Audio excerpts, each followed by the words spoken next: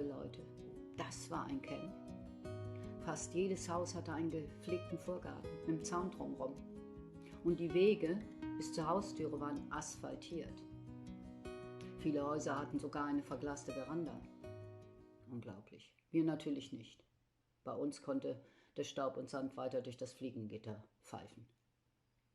Die Einrichtung war die gleiche wie in den vorigen Camps, nur das Muster auf den Stühlen und Sesseln hatte eine andere Farbe.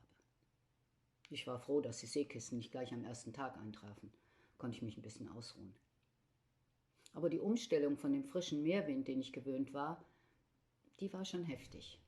Wir lebten ja jetzt meilenweit von der Küste entfernt und ich musste mich an diese trockene Hitze erst einmal gewöhnen. Aber ich schlief gut und erholte mich ganz schön schnell. Es gab ja auch jeden Tag was Neues zu entdecken.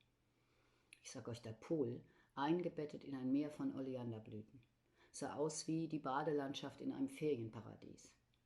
Mit Sprung- und Rutschbahn war die Anlage so groß wie ein Fußballfeld. Für die kleineren Kinder gab es sogar ein Planschbecken und einen großen Laufstall für die Babys. Dazu Sonnenschirme und Liegen.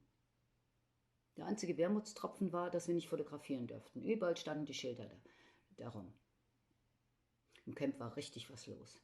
Ich traf auch mehrere Frauen von der ersten Baustelle. Die lebten jetzt mit ihren Männern hier. Allerdings war schon ein bisschen seltsam, dass 2 Ehepaare, die ich von früher kannte, sich inzwischen hatten scheiden lassen und nun mit den jeweiligen anderen Partnern wieder verheiratet, jetzt hier zusammen wohnten. Ständig bekam ich Einladungen zum Kaffee oder Frank und ich gingen abends auf eine Party.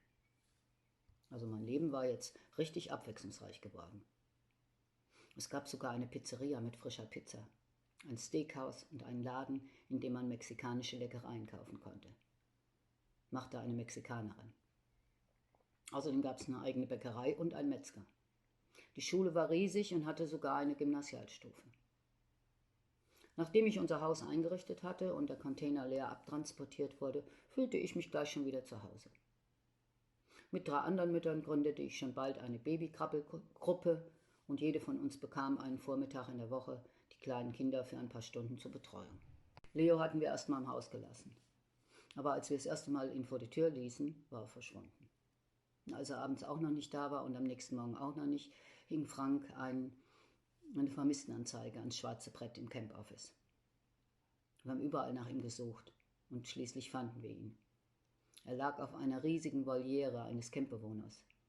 Da saßen Papageien und tropische Vögel drin. Am darauffolgenden Morgen hing ein Zettel am schwarzen Brett, auf den jemand geschrieben hatte: Leo ist wieder da, aber jetzt ist Hilde weg. Die Menschen hatten hier immer einen lockeren Spruch auf den Lippen. Vielleicht lag das auch daran, dass so viele Nationen da miteinander lebten. Franzosen, Engländer, Italiener und viele, viele Amerikaner wohnten mit uns Tür an Tür. Die Leute trugen beschriftete T-Shirts mit der Jahreszahl und dem Text Fun in the Sun oder aber auch, was ich besonders witzig fand, I'm not a tourist, I'm working here. Liebe Follower, dank euch wächst der Kanal stetig. Wir haben mittlerweile sogar Zuhörer aus der ganzen Welt. Nur mit den Abos hapert das noch etwas. Dabei kosten die ja nichts. Und den Daumen hoch ist auch ganz wichtig. Wir hören uns. Bis bald.